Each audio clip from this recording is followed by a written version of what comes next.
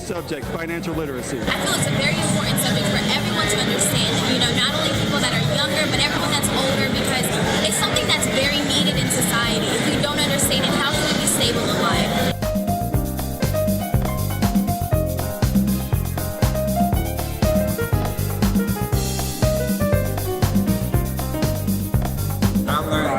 Financial literacy not only affects, our community, but it affects the world as well.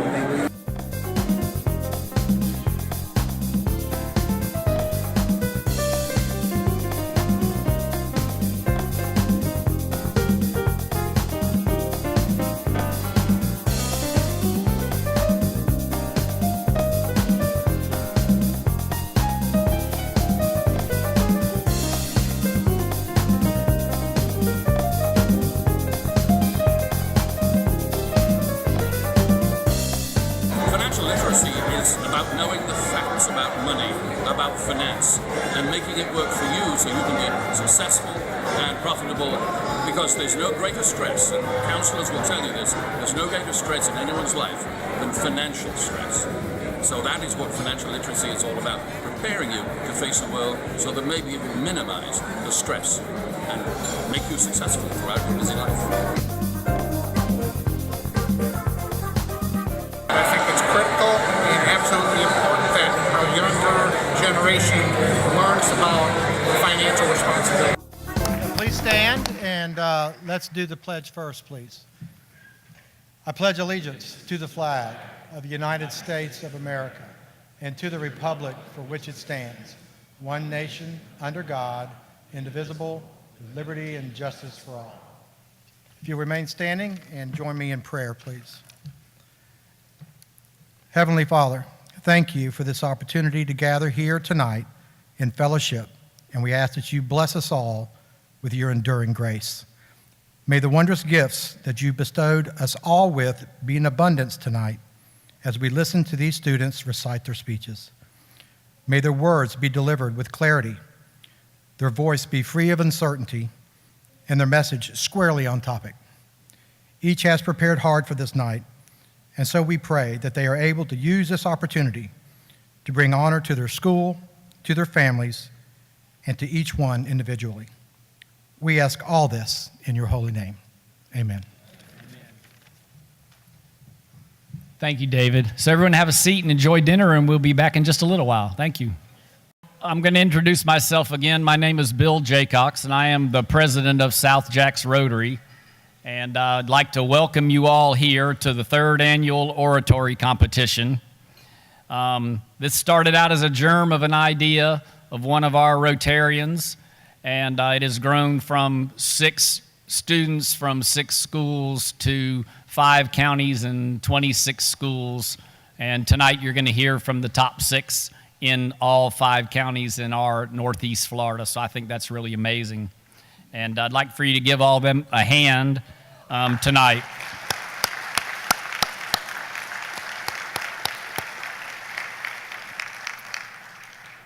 So tonight they're going to be competing for over $10,000 in prizes that are going to be given away as scholarships to the college of their choice through this entire competition.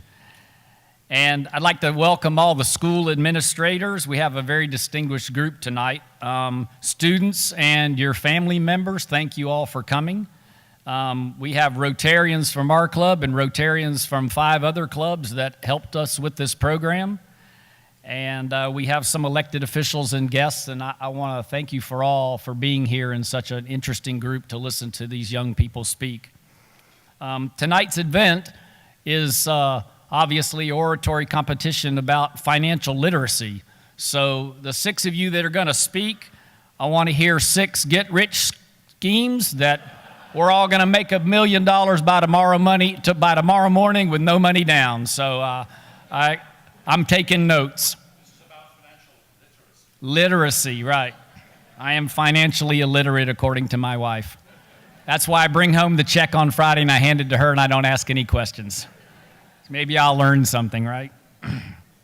So congratulations to all you finalists. And I want to tell you a little story about the person I'm going to introduce next 3 years ago, Doug Matthews came to us at Rotary and said, I've got this idea. And we said, okay, Doug, what is it? And he's going, we're going to do a speech contest, and it's going to be really great.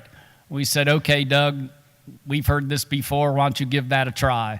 So Doug did this program with South Jacks Rotary, and we had 6 people come and 6 different schools. We had our competition, and we were amazed at how great these children were. Young people were. So Doug comes and says, I want to do that again. I think that was really interesting. We said, yeah, this could really grow into an interesting thing. So this year, Doug comes and says, it's a lot of work to do this. I think we can just do all 5 counties instead of just Duval County all at one time, and do 5 counties and 45 schools, and everyone will come, and it'll just be, easy. We're like, okay, Doug, right, exactly. So that's what we did. So I have to welcome to the podium Doug Matthews. He's chairman of this thing. It's his brainchild, and this year it is 5 counties, 26 schools, and I got to give Doug a hand for starting this and having the idea.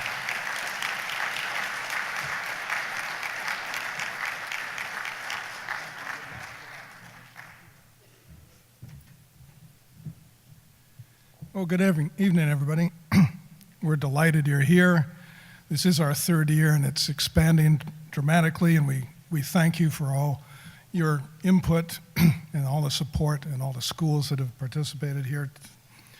We're looking forward to hearing 6 of the finest students that our First Coast counties have grown, and we really are looking forward to having our MCs come up, friends of mine for 20 years, Mary Bear from Channel 4, and Arthur Crofton of WJZ. They have done innumerable charity events for me in the last couple of years. They work really well together, and I know they'll do a great job tonight explaining how the voting will go, and I'd like to bring them up tonight, right now.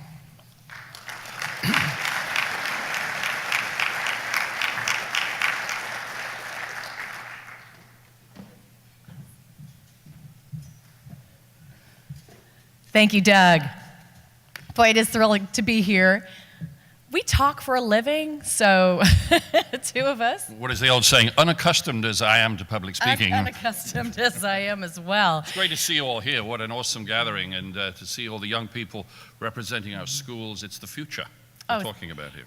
I was mentioning to the table here that when I was your age, I was doing the same thing, probably not quite as well. Now I need to have a teleprompter, but but it is truly what got me into television. It got me launched into my career, was doing speech tournaments. How about that?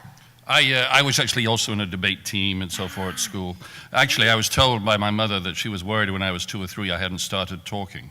I doubt that. It was really? true. And then, but my grandfather, in his wonderful wisdom, said, just wait.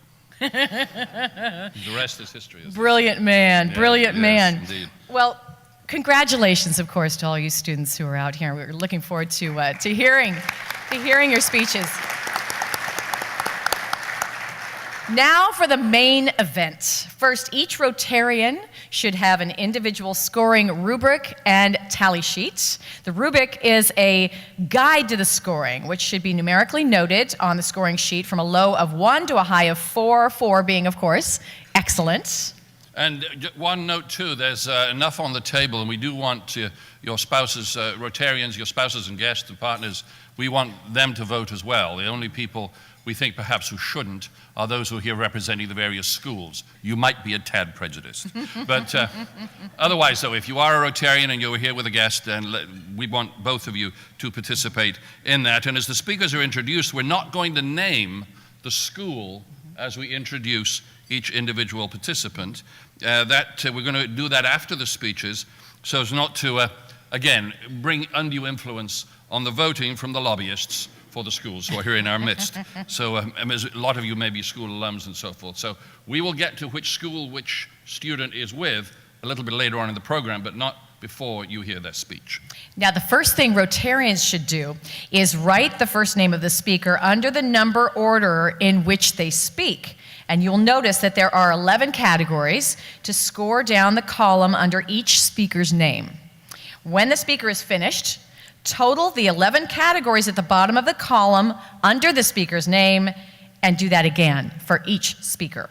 The way we are placing our 6 finalist speakers in order is by drawing lots, and they have done that prior to our beginning of the program here, and the speakers drew lots, and the order, these are the names in order as follows. Write these names across your score sheet. You see there's a column for each, and if you would write the names, I'll give them to you here. Speaker 1 is Dwight James. Dwight James. Speaker 2 is Olivia Ade, A-D-E. Speaker 3 is Jolene Stubbings. Speaker 4 is Abby Murphy. Speaker 5 is Ryan Merrill. And Speaker 6 is Dooney Moran, D-U-N-Y, Dooney Moran. Those are our 6 speakers, and as we said, we're not saying at this point which schools they attend. Now, each student representing 6 high schools will present a 5-minute speech with a brief period of a minute or so between each speech to allow for scoring. When each speaker is finished, we want you to total the column with their scores before the next speech starts. Now, you may change your previous scores as you go along. So, with that, let's introduce our first speaker. Dwight James. Come on up, Dwight.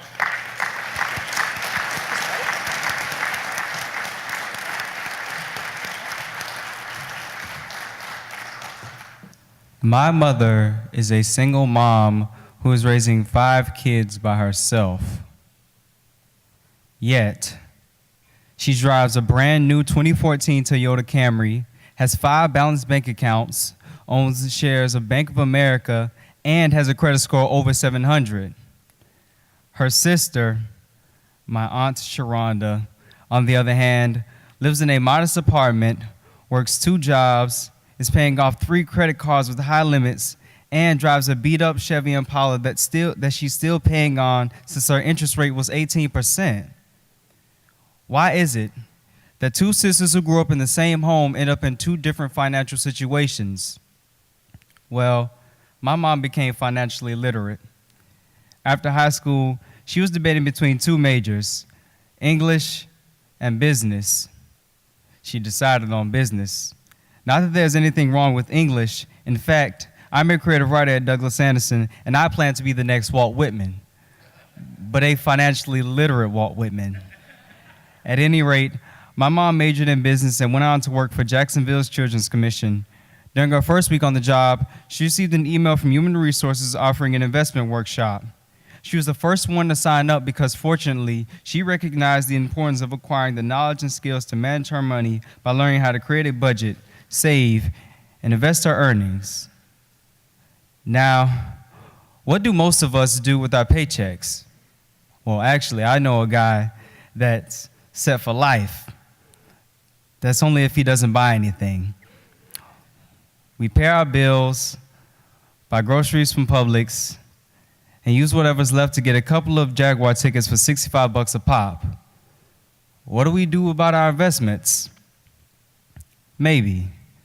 We ask our successful friends about their investments, or we get a few tips about the stock market from my Uncle Tyler at Buffalo Wild Wings.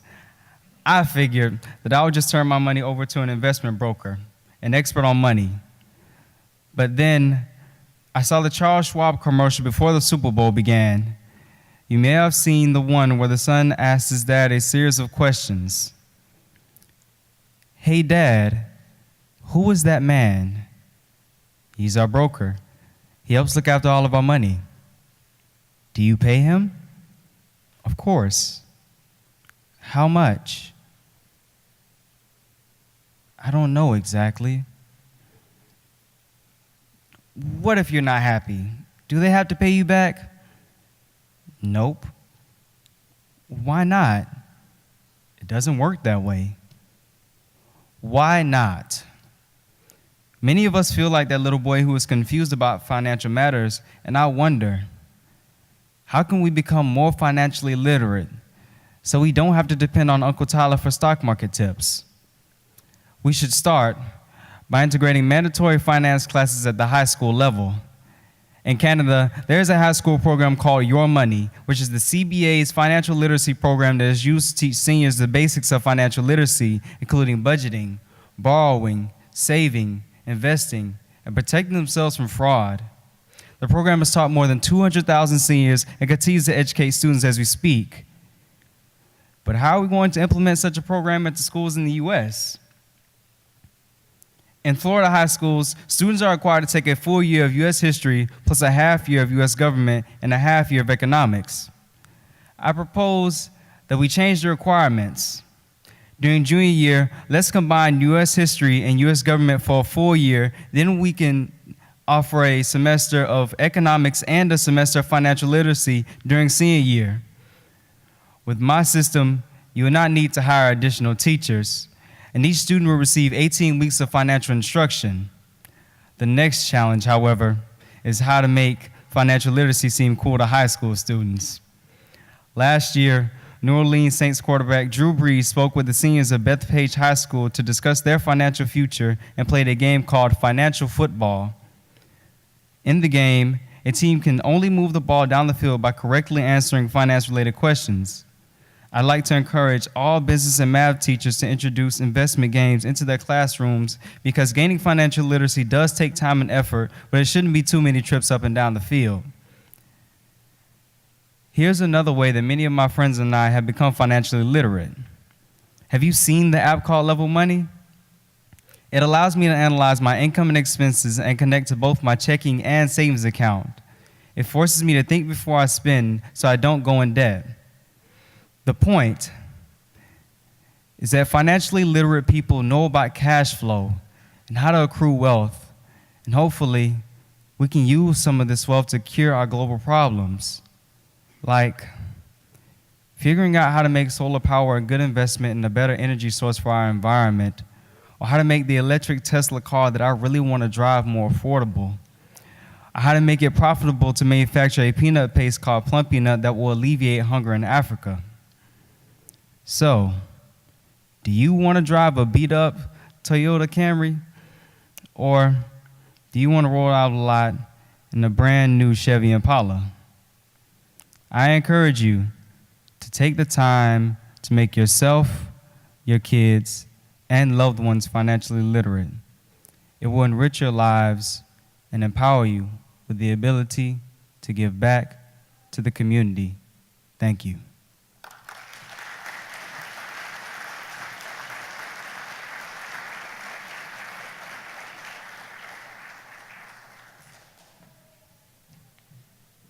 Dwight James, everyone. That was incredible. I'll give you about a moment then to complete your scoring.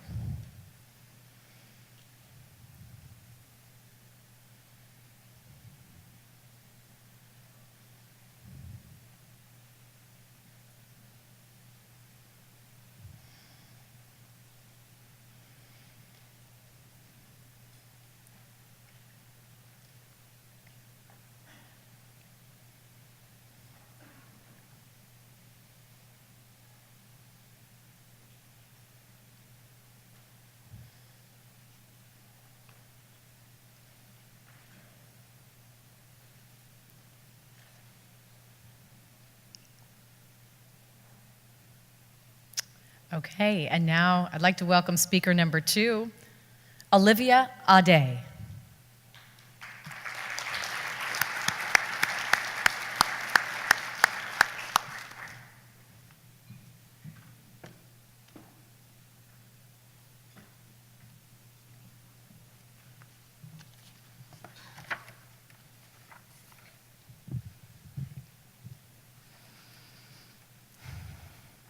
The coupon man.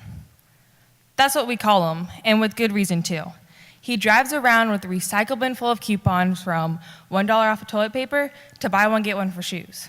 He's resourceful, obviously, but he's also smart, ingenious kind of smart, the kind of man who will tell you what to invest in, what not to invest in, and why spending way too much money at a store like American Eagle is a very bad idea. He teaches you how to save money, make money, and best provide for yourself and your future. Coupon Man is a financial genius. He's financially literate, but he's rare in today's world. So many people don't understand how this world economy works, and it's those that are taking over it next that understand it the least, teens. But I'm getting ahead of myself. You might be wondering, okay, Shoes threw out the term financial literacy. Now, what does she mean by that? Financial literacy is being smart with your money, whether it be how much you spend on savings, or how much you spend shopping this weekend, or when you can get that dream car or truck that you've always wanted. You have to be able to navigate the swampy waters of money in the economy. But so many people today can't navigate these waters. America holds the world's largest economy, though China seems the most likely to soon surpass us. Listen to this. The OECD, or Organization for Economic Cooperation and Development, had an average for financial literacy in teens worldwide of 500 on a scale of 326 to 625. American teens scored a 492, 8 points lower than the international average. And if I had to do the math for you, you're probably not helping the problem. New Zealand, Australia, Belgium, and Estonia all ranked higher than us. China was a number 1 with a 603. Houston, we have a problem. We have the best opportunity in America financially, yet we fail, let it slip by and go to somebody else. Why are our teens so mediocre? Parents like to think of their kids as smart, special, or something great, but financially, they're not. Parents need to teach their kids how to be financially literate, how to succeed in this great big economy that's being handed down to our generation. After high school, kids have so many opportunities to go do something, to make a life, but they have to know how. How can you cure cancer if you're drowning in credit card debt? How can you find a more environmentally friendly fuel if you're homeless? How can you run for president if the bank is knocking down your door wanting their money back? How will you love and spoil your grandkids if you don't have enough money in your 401k to last your lifetime? Being financially literate can give you a great life, but it also helps you to be able to live and be active in that life. Nick Kristof wrote the story of a farmer who was financially failing. He was forced to pull his eldest son out of school and wasted what little money the family had on alcohol, cigarettes, and women. The farmer's wife decided that she had had enough and took a class to become smarter with their money, saving both her marriage and her family. Prior to our recent elections, one of my friends, when discussing who we were going to vote for, said she was voting for based on who looked like less of a criminal. I'm not going to say who she voted for, but the point is she didn't know anything about any of their policies, financial or not. Personally, I like to know how much of the money the government wants from me and what they're going to do with it, whether it's something that I really support or not so much. When I'm able to vote, that will help determine who I vote for. Someone who is financially literate contemplates these things. Our votes shapes our country and how it will look for the next couple of years. If you're a business owner, which I'm sure some of you are, you have to understand the economy and know how it works. There is zero market for ugly Christmas socks, but ugly Christmas sweaters is a completely different story. When I lived in Hong Kong over the summer, it surprised me how well the people there knew their economy. My uncle, who's a pastor, could have easily fooled me for a businessman or a politician. He knew the market trends and therefore how to best utilize his money to provide for his family. My friend, who is only 23, is more savvy with saving than older, wiser adults in America. So how do we solve this illiterate calamity? We need more people like the coupon man. He's an ordinary person doing something extraordinary in a financially mediocre society. He's taught me all I know about finance, and from that, I'm contemplating and majoring in finance when I go to college and following in his footsteps as being a personal wealth manager. He's a certified financial planner, and it would be really cool to follow in his footsteps. I hope the coupon man doesn't mind me revealing his true identity. He's like a father to me. In fact, he is my father.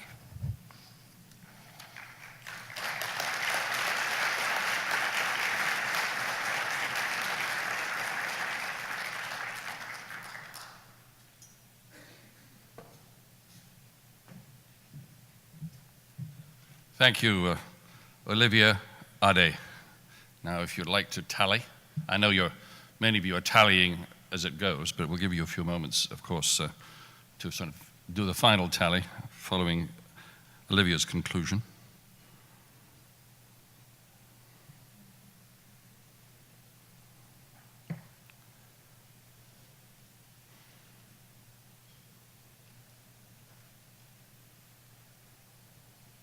A few pens still active.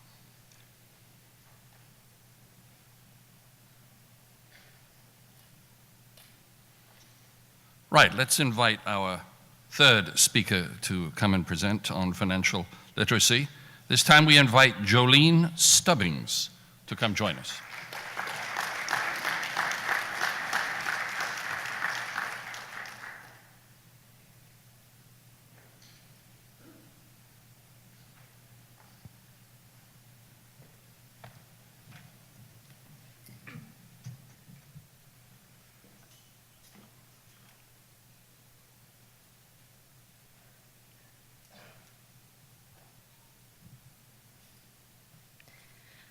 Americans are materialistic. Simply put, we love money and all of the things that it can buy us. We love dinners at expensive restaurants, fancy cars, and spacious homes. We love the idea of affluence and the possession of a certain sophistication. But Americans are also in debt. We have foreclosed homes and maxed out credit cards. We tell our children to shoot for the stars and that they can be anyone they want to be. Granted, that's the truth, but it's only part of the truth. The other part is that we must utilize what we have in order to have what we want. This important concept, this missing link, is financial literacy. And financial literacy, or the lack thereof, affects every American on a personal, business, governmental, and global level. Financial literacy on a personal level encompasses every decision that an individual makes concerning his or her money. Our lives are comprised of the decisions that we make on a daily basis. Decisions about money must therefore be made in accordance with a personal financial plan. In a few short months, I'm going to college. For the first time in my life, I will have bills of my own to pay. But I can use financial literacy to develop a plan for my success. I don't want to leave college with student loans that I will spend the rest of my life paying off. So I will develop a budget based off of my income, which for me will be mostly scholarships. I need to set an amount that I will spend on tuition, textbooks, food, and housing, and track my expenditures to make sure that I follow these set amounts. Some of my costs will be fixed, and others will be variable. I can't change how much a class costs, but I can choose to buy a textbook used or eat out less. At the end of the day, I have to make some calculations. Will I have enough money to make it, or will I need to obtain a part-time job? Semester by semester, year by year, as factors change, I will need to revisit my financial plan and reevaluate my budget. What happens if you or I don't follow these guidelines? This is financial illiteracy at its worst, a vicious cycle. When people make poor financial decisions, especially people who don't have a lot of money to start off with, they tend to make further bad decisions, the vicious cycle. However, following the guidelines of financial literacy can lead to a multiplier effect, where increased savings lead to hope that encourages future good decisions and more savings. This concept holds true for all people, businesses, and governments across the world. Financial literacy on a commercial level imbues much of the same characteristics as for an individual. According to the U.S. Department of Labor, the numbers are about the same for new and closing businesses. This means that for every business that opens up, another one closes down. So, business owners also have to make a financial plan with a budget, goals, and expectations. They have to decide if that bathroom renovation is a need or a want, or if extra staff will increase profits enough to justify the cost of their salary. Expenditures still have to be tracked and evaluated. If the extra staff do not lead to increased sales, then unfortunately business owners have to face some tough decisions. Perhaps the surplus employees need to be relocated to another location where they can increase sales, or be let go. I realize that these are difficult decisions to consider, but the success of our economy depends on it. Finally, the United States government must also be financially literate. At the local, state, and federal levels, the government must wisely spend what it earns. but it doesn't. Clinton was president the last time we had a balanced budget. That was over a decade ago. We are used to being the leaders of the global economy, but in actuality, we are the leaders of deficits, topping all the charts. As of December 2014, the US owes over $17 trillion. There are 12 zeros behind that number 17. It is therefore safe to say that our government is not a good example of a financially literate entity. Budgets do not balance the debt. The proper goals are not set. Needs are not differentiated from wants. Expenditures and investments are not evaluated for their efficiency. Americans must become financially literate on a personal, business, governmental, and global level. The decisions we make about our money influence us and the generations to come. We must utilize what we have in order to have what we want. We must utilize what we have, not what we think we have or what we want to have or what we dream of having. We must be financially responsible, and financial literacy is the key to financial responsibility.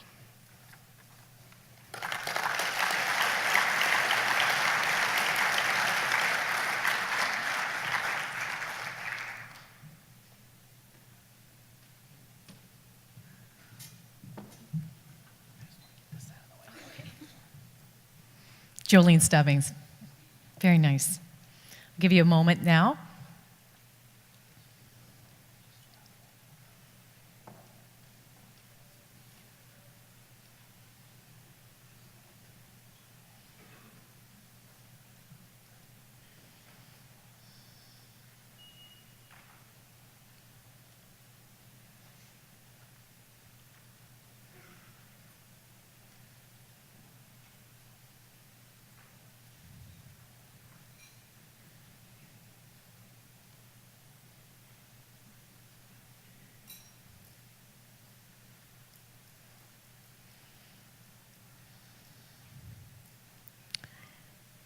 Now, speaker number 4, Abby Murphy.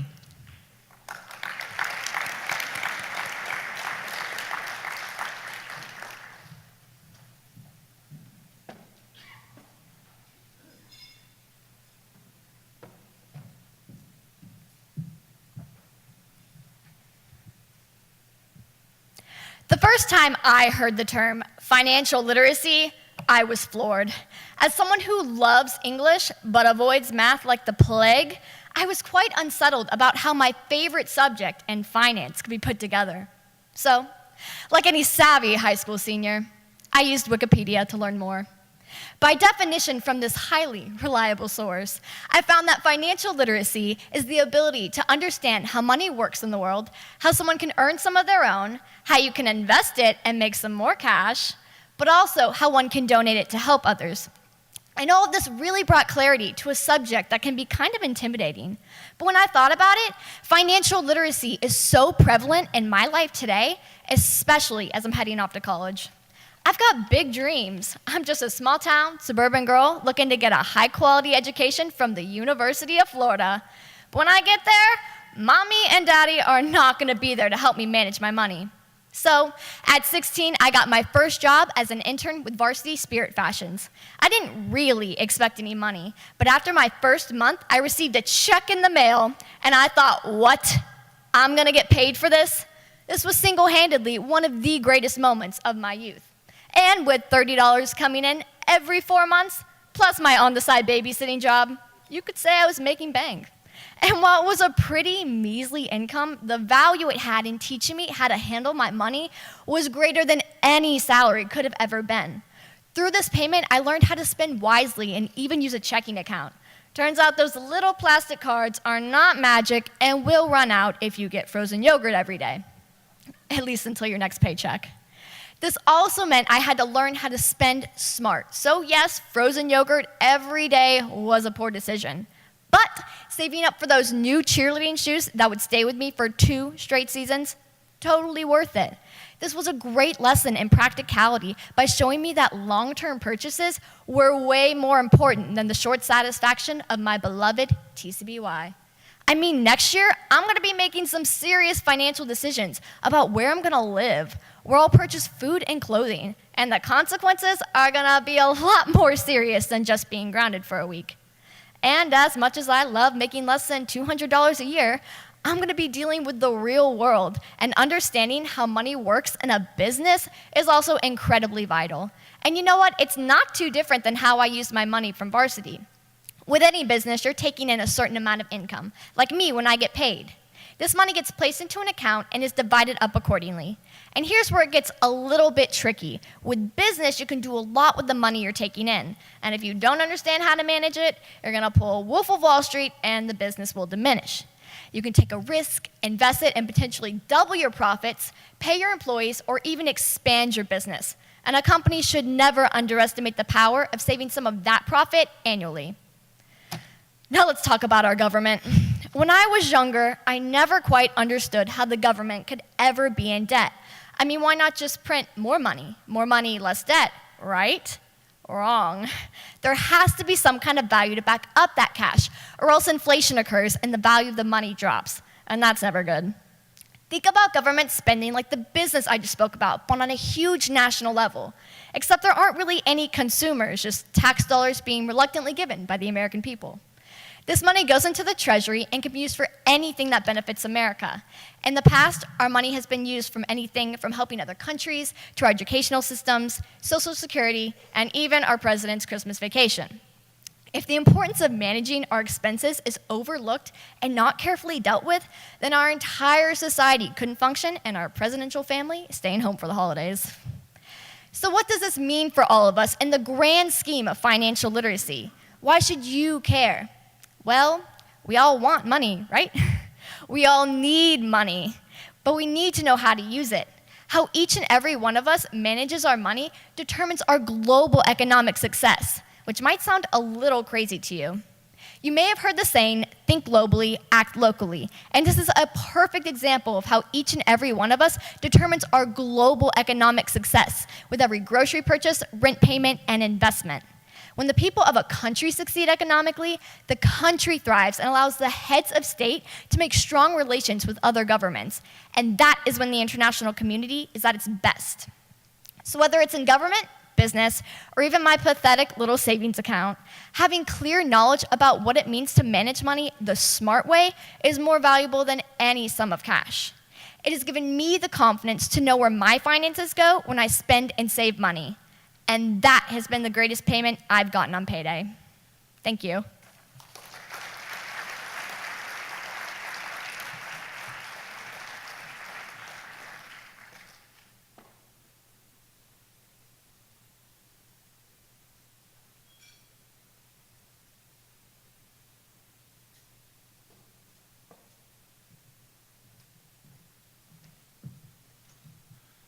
I don't know about you, I'm getting quite an education here. You ought to see my bank balance. That's why I'm listening, taking notes.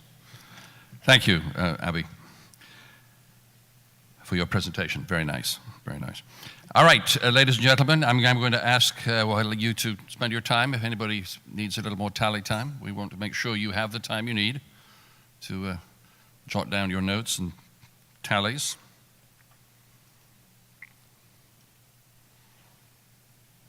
Everybody's looking pretty prepared. So I'm going to ask our fifth speaker to come on up now. Ryan Merrill. Ryan Merrill.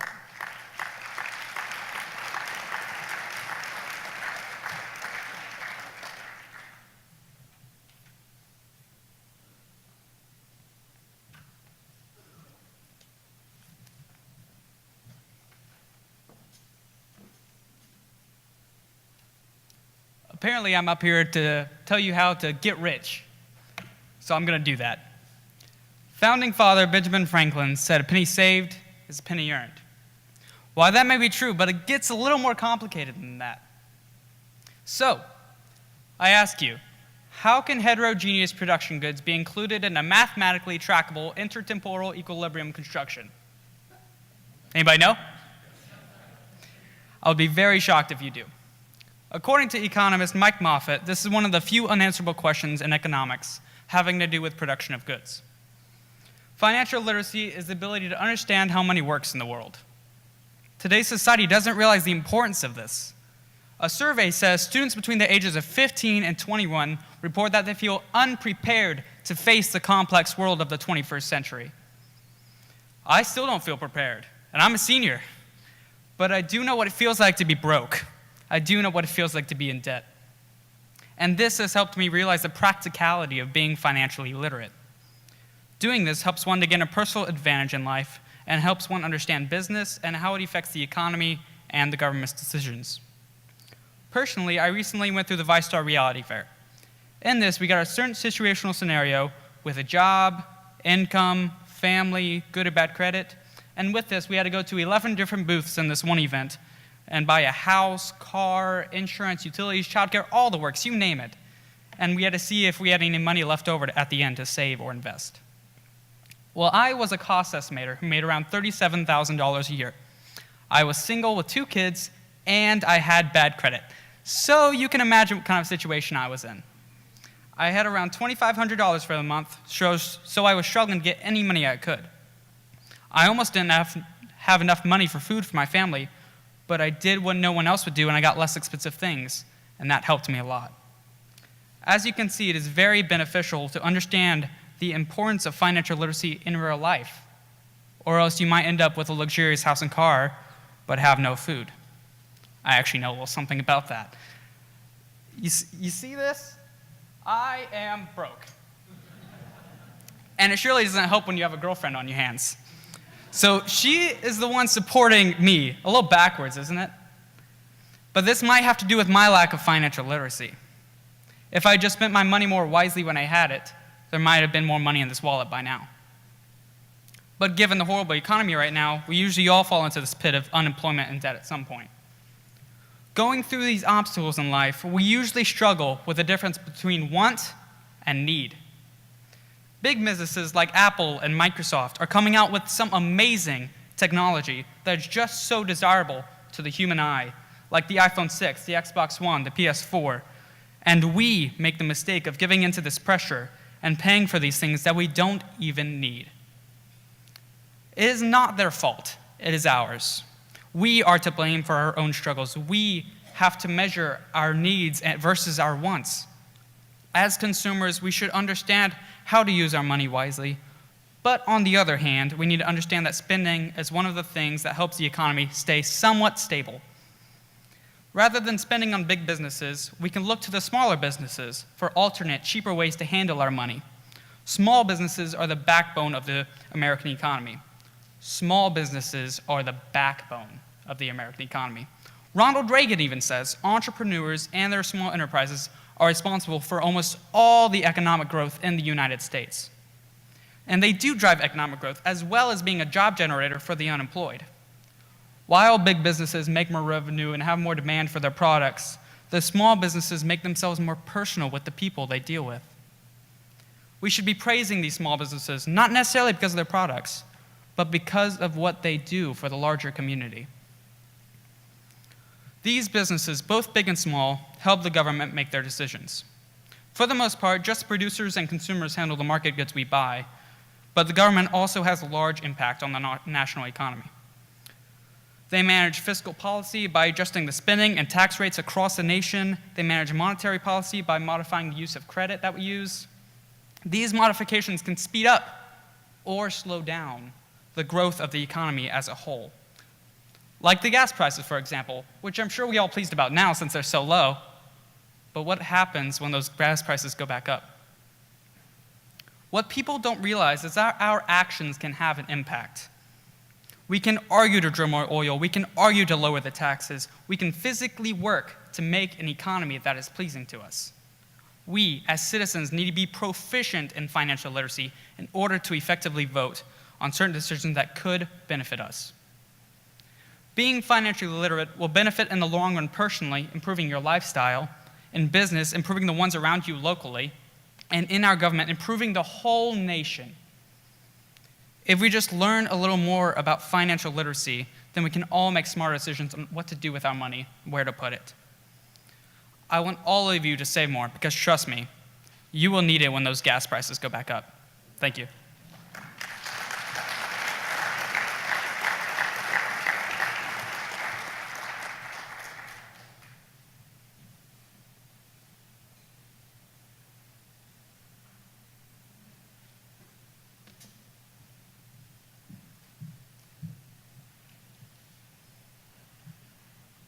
Ryan Merrill, thank you. Give you a few more moments to tally up the scores, make your notes.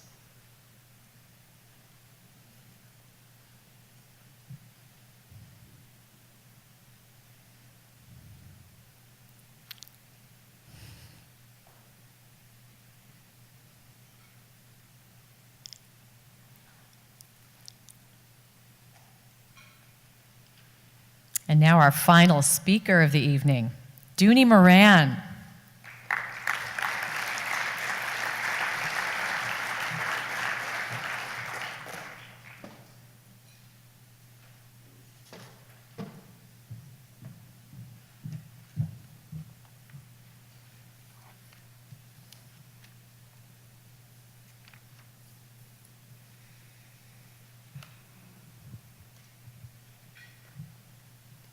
Good evening. We all have wondered, what is financial literacy, and do we really understand it?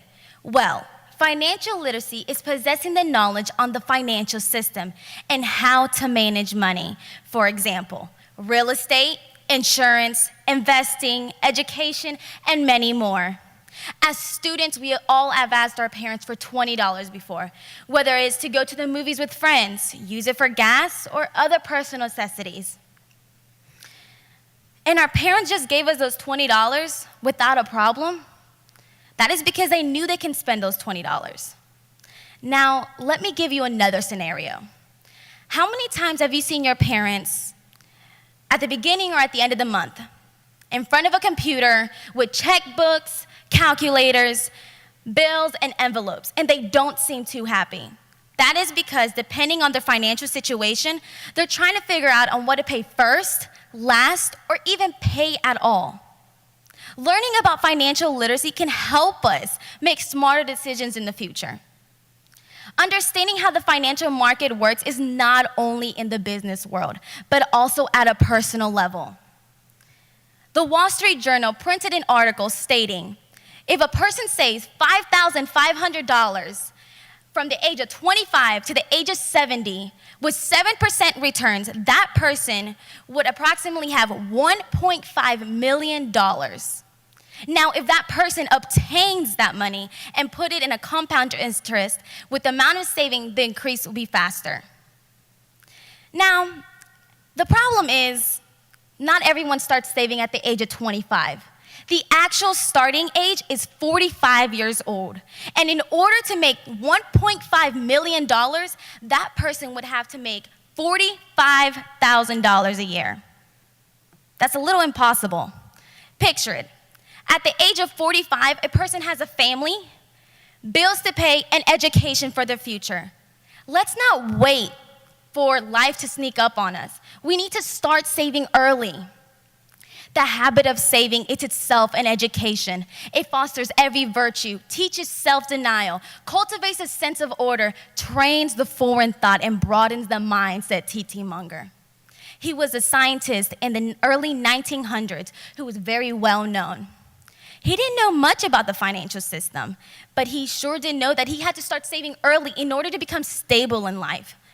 Finance is critical. If sufficient investment isn't made and an infrastructure and venture capital is made available, said Saint Jacques Kumar, we need to understand that our money is being distributed to different places, such as Social Security, taxes, and other personal necessities.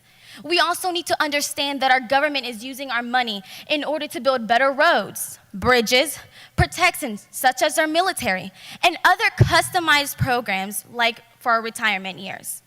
In addition, we have programs that would help to those that cannot help themselves. Financials is the starting point of understanding how to manage our money. We need to understand how money is working in the society. Most children under 15 years of age have an allowance of less than $10 a week. This is to see if that child can hold that money and spend it all at once. A Finance Savvy Start survey. The value of saving is itself an education. So our parents teach us the value and how to manage money. When I was 7 years old, my mother would manage a family yard sale while I did a lemonade stand. My mom would teach me the value of it and teach me how to count the money. As I got older, I started to babysit, and I had a summer lifeguard job. The money I earned was much more than when I was younger. Since I was older, I didn't want to know how to save money, but I realized that I wanted to go and shop for things. If my parents didn't teach me the value of money, I wouldn't know how to save it. I wouldn't have money for gas, other personal necessities, and schools. Global connections between government and nations are established and maintained through financial connections. Understanding how our personal finance connects with other governments are complicated, but yet for some, simple. Understanding these relationships between global and personal finances can help us understand why people worldwide may be upset or displeased on their financial situation 1,000 miles away. This can also help our comprehension of why the Red Cross Association would help those in dire need. These relationships might be the reason why gas prices may shoot up or randomly drop. These situations might be so random, but with the acquisition, it can help us from taking a huge hit on our budget, global and personally. Yes, understanding how economies work can help each other from taking a few dollars here and there. How can we not want to learn more?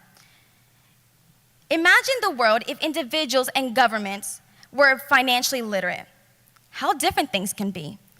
Being financially literate won't just help us in our personal life, but it would allow us to make a difference in the world at a global level.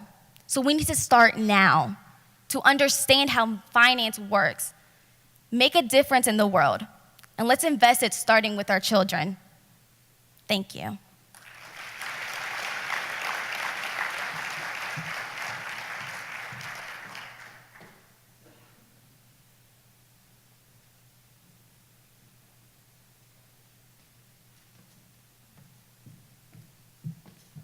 Dooney Moran, thank you. You know, Mary, I was just thinking about when I was a junior or a senior in high school. I could have no more done what these six have done. I know. Could you? That's the truth. Grown, those of you whose hair is not quite the original color? Very impressive. Incredible. Let's give all six a round of applause, shall we, ladies and gentlemen?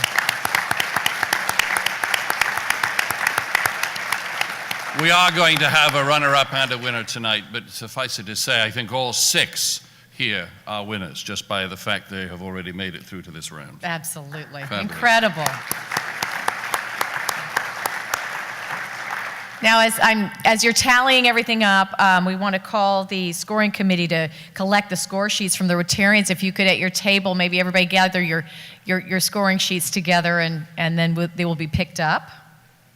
And if you could raise your hand if your score sheet has not been collected in just a few minutes here.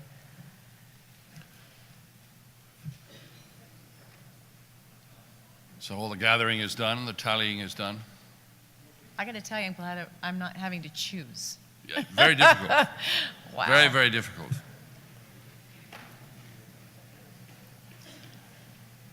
One of the things that we in our field often get asked to do is judge various events.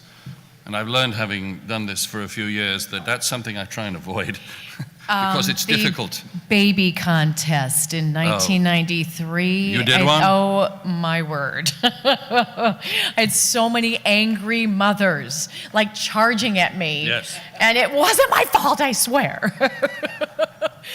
I don't even remember the circumstances. I just remember now, no baby contest. No baby judging. No baby judging, no.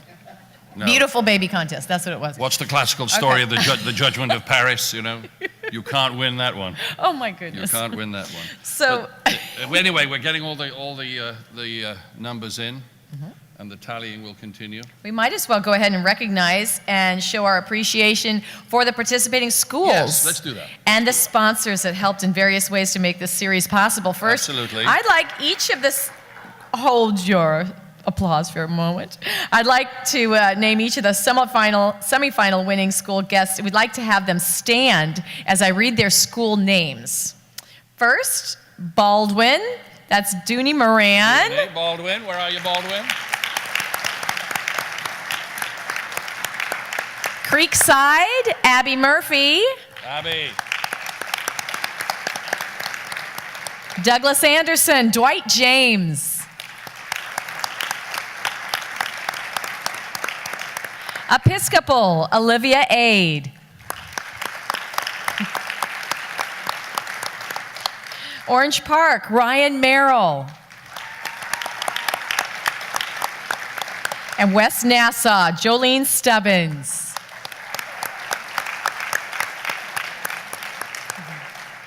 It's a great group. Congratulations to, I know the various lobbyists for the various schools are here, and I know you're all very, very proud of your 6 participants, each school very, very proud. Yeah, we also want them to stand if you're here tonight with other schools who participated in the semifinals. Okay. All right?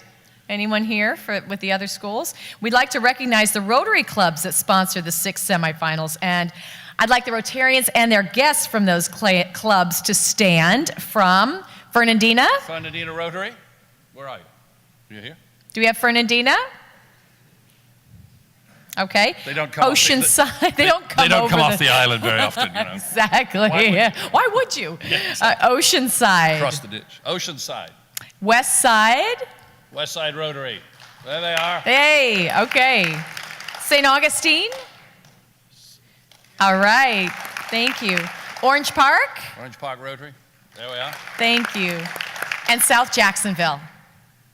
South Jacksonville Thank you. Rotary. Wow. Okay. They brought them all. And if you're with the other Rotary clubs around our area, we'd also like to recognize you as well. Anyone? Shout it out. Where are you from? Awesome. St. John's? Okay, wonderful. Ponte Vedra, Sunset. Any others? Bartram Trail.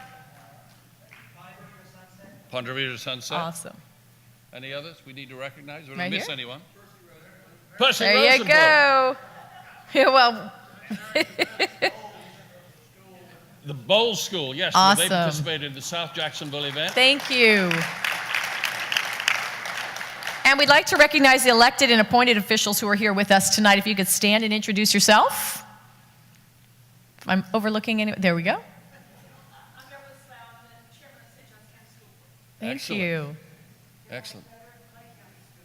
Excellent. Thank you. Awesome. Excellent. Terrific. Thank you for Thank being you. I understand we do have some folks from Fletcher High School here, as I understand. Is that that right? correct? There they are. Fletcher High School at the beach. I want to honor you. No, you get to introduce Tim. He's not here. So we'd like to introduce Barry Covington, who was instrumental in securing the support of our semifinal sponsor. Barry, there you are. Come on up.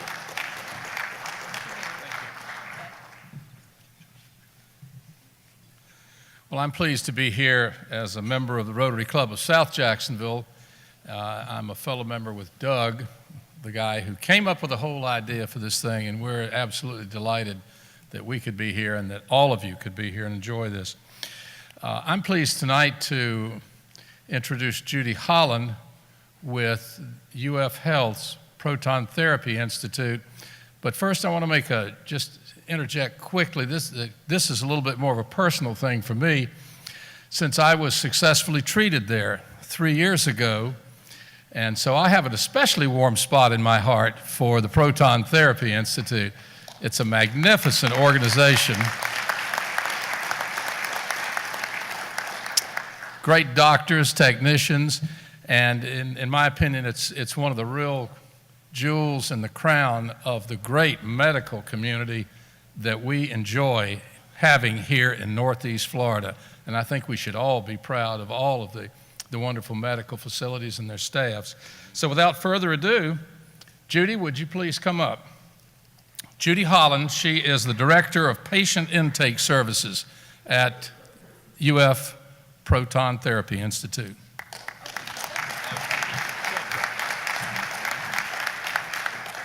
Thank you, Barry. It's such a pleasure and an honor to be here. We're very proud of the fact that we're a sponsor. We're very proud of the fact that we're a part of the Jacksonville community. And I have to tell you, it's really intimidating to speak after hearing these young people. I started going through that list and thinking about all the things that I'm supposed to think about and the poise and making eye contact and everything. And I thought, I hope that no one's grading me out there. It took me back to when I spoke many, many years ago. It was my first time to speak. I was very close in age to the young people here and was given an assignment to speak at a meeting with a lot of business people. And I practiced and I did the notes. I stood in front of the mirror and I had bad dreams about what was going to happen. And the day that it took place, because I was so well prepared, when it was time for me to speak, I froze. And it was probably one of the worst experiences, that I'd ever had. But, I know that with a lot of practice, you get better at it. So I've had many, many opportunities. But to say again that, we're very pleased to be a sponsor. Congratulations to all the contestants. You did a fantastic job. We'd like to think that maybe someday you'll look at proton therapy. To tell you just quickly who we are a treatment center for cancer. We treat many different types of cancer with proton. Proton is a precise radiation that treats a target without doing collateral damage to tissue. So it makes it very good for treating many, many different types of cancer.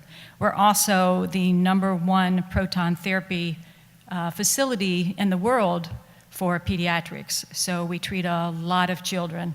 We are #5 in the world for just the number of patients that we treat. So we're very proud of that. A lot of people still don't know about us, but they're starting to learn. We bring many individuals in from other countries.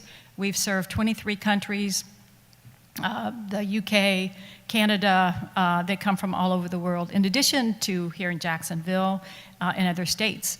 The only state that we have not had a patient is North Dakota. Why that is, I don't know. They're either very, very healthy or they have a lot of cows. So I don't really know. But again, congratulations to the students. You were fantastic. I know your families must be very proud of you. The schools must be very proud of you. We are also very proud of you. So thank you.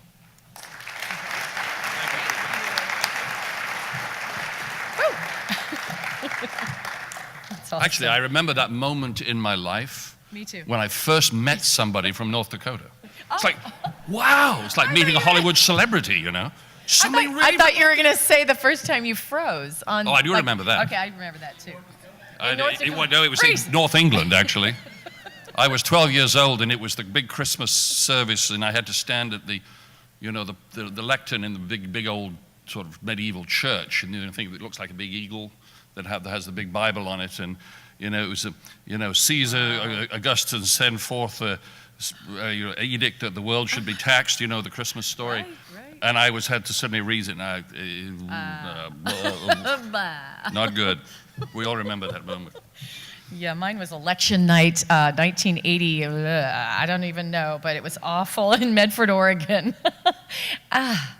My co-anchor has never forgiven me for that either. I was completely unprepared. It was horrible. But Judy, thank you so much for that. And that is, I know a number of people from the UK who've come here to be treated at the Proton Center, and it does beautiful things. Now then, a gentleman I've had the privilege of knowing for a very long time. He is large in stature in the business and advertising and Rotary community. Don't let anything else fool you. He's large in stature in this community. Ladies and gentlemen, please give a warm round of applause to my good friend Les Loggins, Rotary Club of South Jacksonville. He's the one who got our title sponsor. Come on up, Les.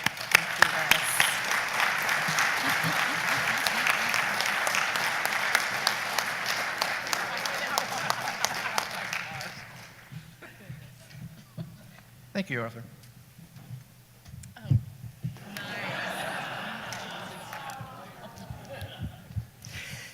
This is your final job here.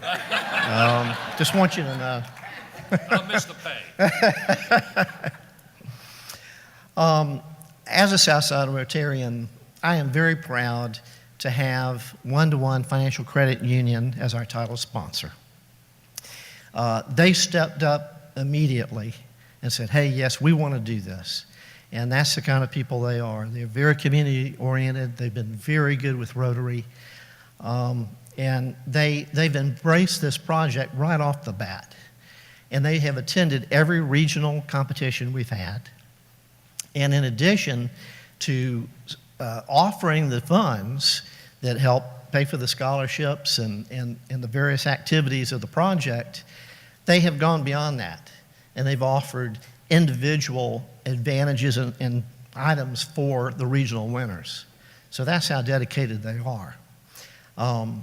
Before I ask someone to stand up to talk about it a little bit, I'd like to introduce this dynamic management team that we have there at One-to-One Financial.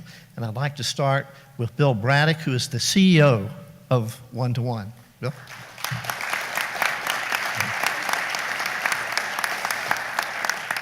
Then we have Senior Vice President and CFO, Becky Hewlett.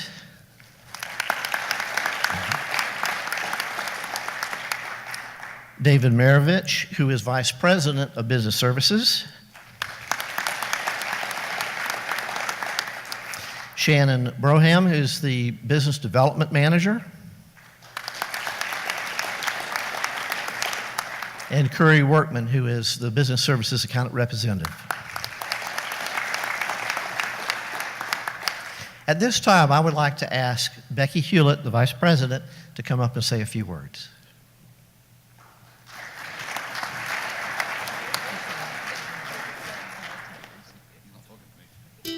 At One-to-One Financial Credit Union, our business services are focused on you.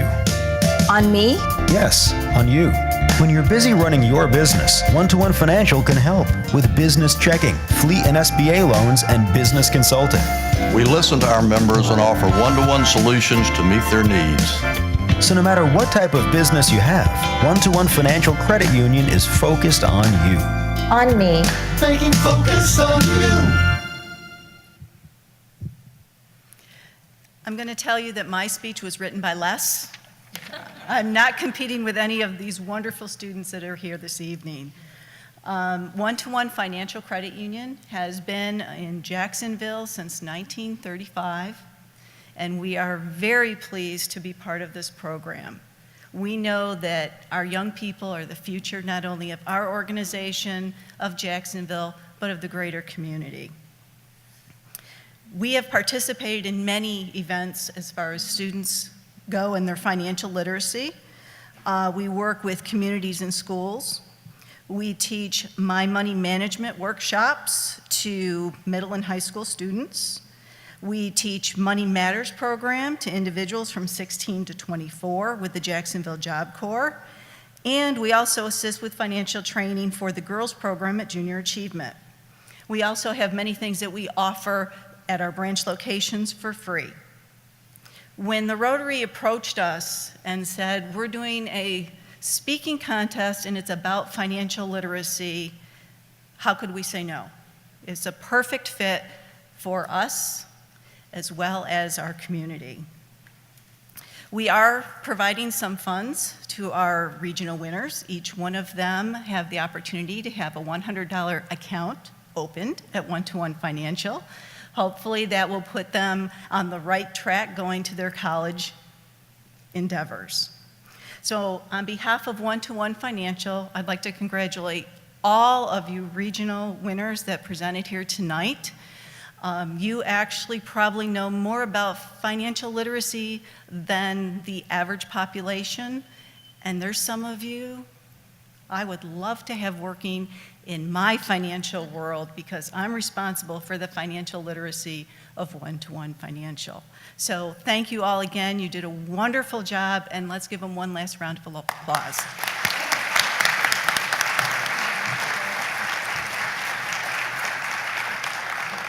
Thank you. And I'd like to bring Percy Rosenblum up now, who's Rotary District Governor. Percy.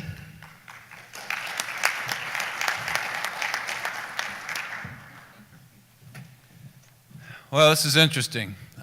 Just last Saturday, along with Barry here, we were in a course on public speaking Saturday. And one of the things I learned was that when asked, when attending a funeral, would you rather be the eulogizer or the eulogized? Honest to goodness, most people selected the latter. So my hat's off to these public speakers here tonight, because it is a very, very tough job. It's probably one of the most feared things that one could possibly confront, particularly if one's not very comfortable on a podium. Now, my job here tonight, I want to do a couple of things. First, a few thanks, going around the horn here. First, Rotary Club of South Jacksonville, Bill, and especially Doug for putting this together. What a fantastic program.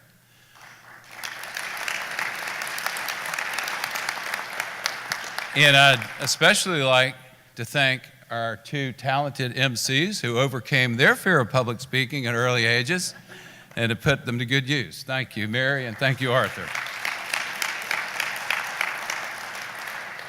And of course, all the Rotary clubs who participated and have helped grow this event. Doug, I'm sure you're pleased about that. The Fernandina Beach Club, the Jacksonville Oceanside Club, the Orange Park Club, the St. Augustine Club, and the West Jacksonville Club. Thank you all.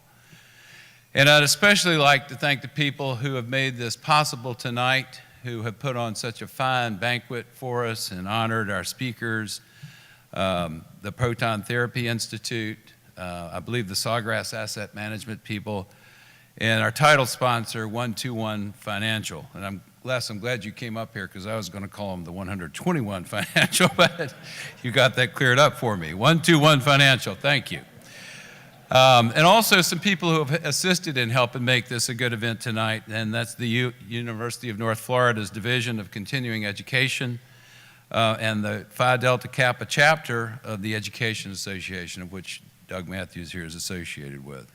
But especially who I'd like to thank tonight are our 6 brave speakers who got up here and delivered some fantastic messages and even helped Arthur become a lot more literate than he was before with his finances. Now, it's a big topic, financial literacy, and we see it every day globally and right down here in our community, where we're battling with pensions and everything else. And I believe the speakers are right on target, and they're aware of that. And that's good, because I think it'll bode well for us in the future. I would be remiss if I didn't say a little something about Rotary. And what I want you to know tonight is that Rotary is a very youth services oriented organization. There are a number of programs besides this one that this district supports, and that goes all the way from early act and middle act in elementary and middle school ages up to interact. And by the way, do we have any interactors in here with us tonight? Oh, no. Oh, there we go, one. Knew we had to have at least one. A great high school program, service hours galore for those who need them. And then Rotaract for young leaders in the community as well as college students. And then RILA, which is our Rotary Youth Leadership Award program. It is a great program that our district puts on. It'll take place this year at the University of North Florida in June. So that's a great opportunity for aspiring, rising juniors and seniors in high school. It's great. It's a great deal. And finally, our Rotary Youth, you can see I wasn't a great public speaker. Anyway, our Rotary Youth Exchange Program, which is a fantastic program enabling students to study abroad for a whole year on Rotary. So it's great. And I want to thank the audience here tonight for their participation. It's great. I'm sure the students appreciate it, and thank you very much.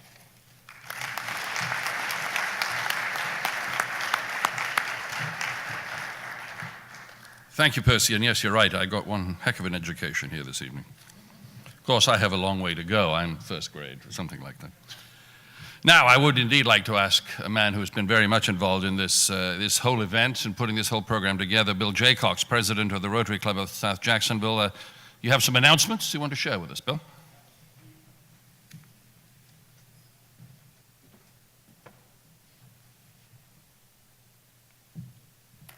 So as you can tell, we're just trying to kill time because, because our distinguished counters who are not quite done yet.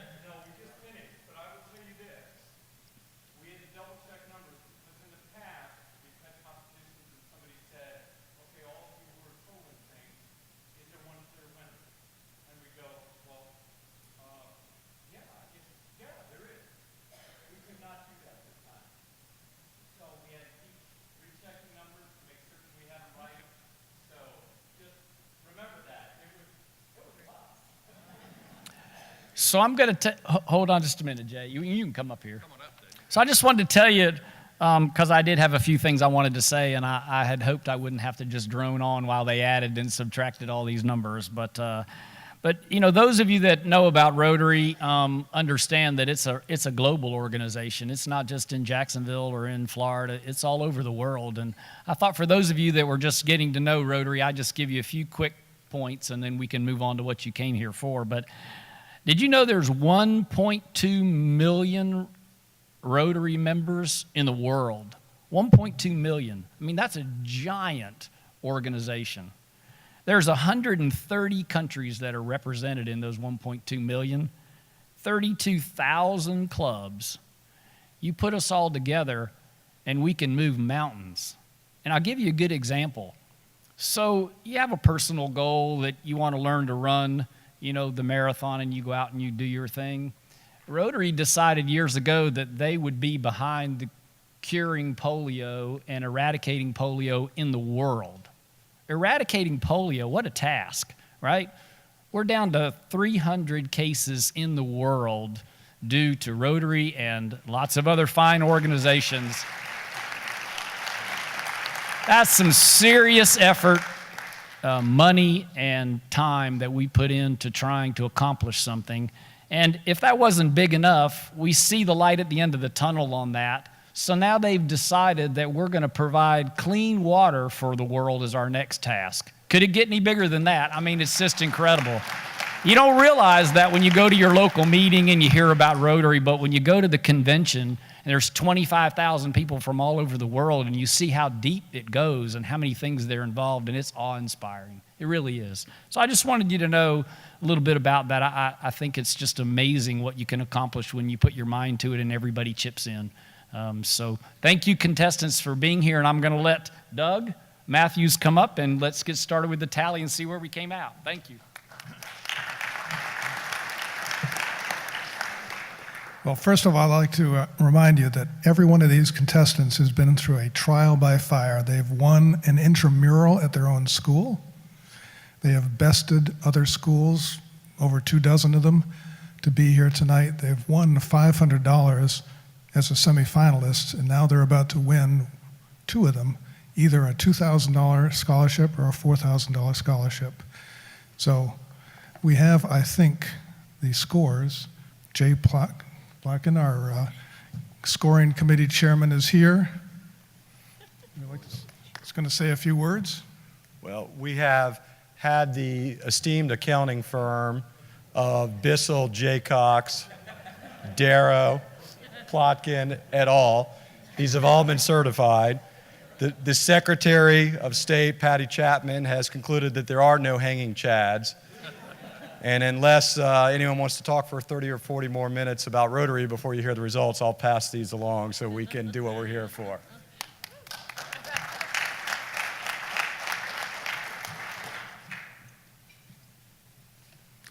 So first, I'd like to ask all 6 of our semifinalists to come to the stage.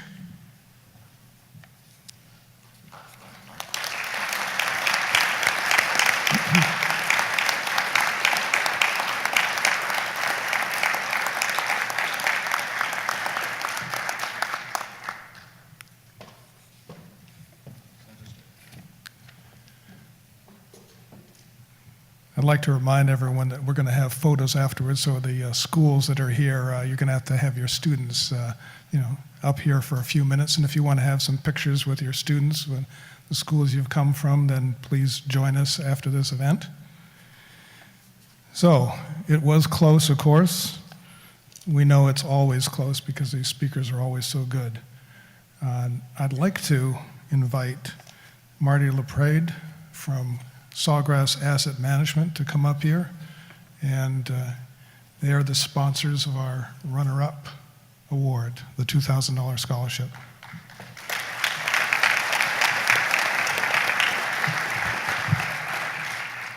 This has been great fun, and Sawgrass Asset Management is really proud to be part of an event that brings together youth, the beautiful art of communication, and a topic that's never been more timely. So we're really pleased and proud to present the runner-up award to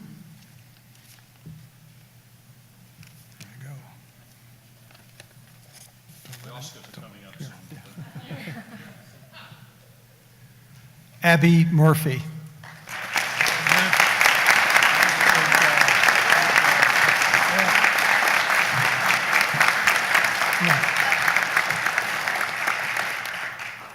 Abby confided in us she is Miss Creekside, so she has a second title now.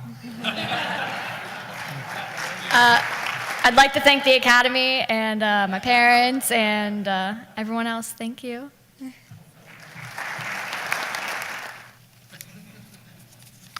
Our winner tonight is Jolene Stubbings.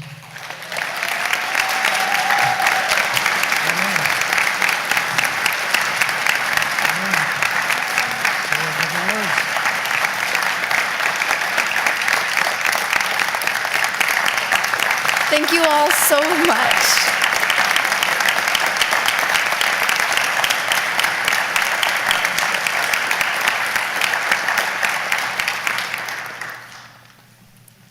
Thank you all. I really appreciate this opportunity. It's taught me a lot of things about myself, things I didn't think I could do. And there's quite a few people standing at that table over there that have really motivated me and helped me along the way, and I'm really indebted to them. Thank you.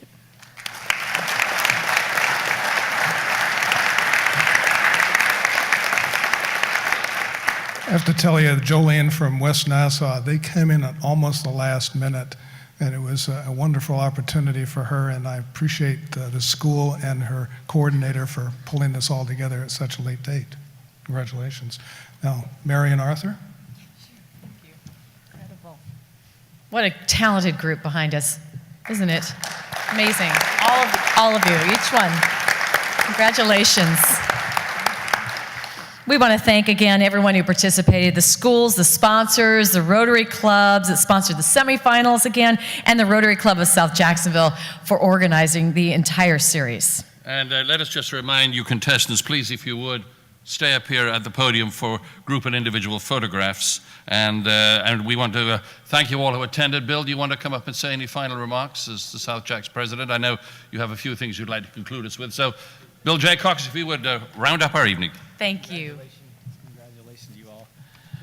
So in fine Rotary form, we typically open the meeting by ringing the bell, and at some point in time, we sing a song at our club. And we didn't have the bell, and I'm not going to sing a cappella without the piano. And you should thank me for not doing that, I can promise you that. But I know that y'all would like to go. Thanks everyone for joining us, and we're going to end our club meeting with our Rotary motto, service above self, one profits those who serves best. Thank you all for coming.